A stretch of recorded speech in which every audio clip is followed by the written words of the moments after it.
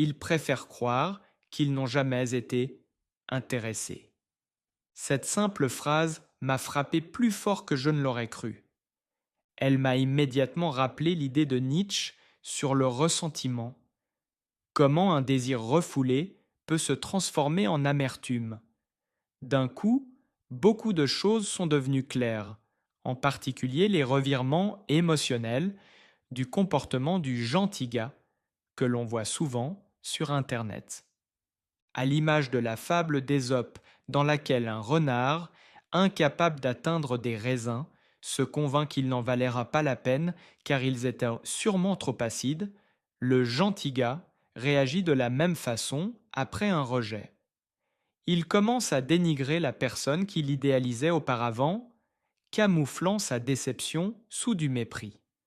Cette attitude subtile et fuyante est précisément celle que Nietzsche critique sévèrement. Plutôt que de reconnaître la douleur d'un amour non partagé, cette personne devient amère. Elle commence à se moquer ou à mépriser les qualités, assurance, charisme, attrait physique, qu'elle admirait au départ, et en vient souvent à en vouloir à ceux qui les possèdent. S'ensuit un sentiment de supériorité morale.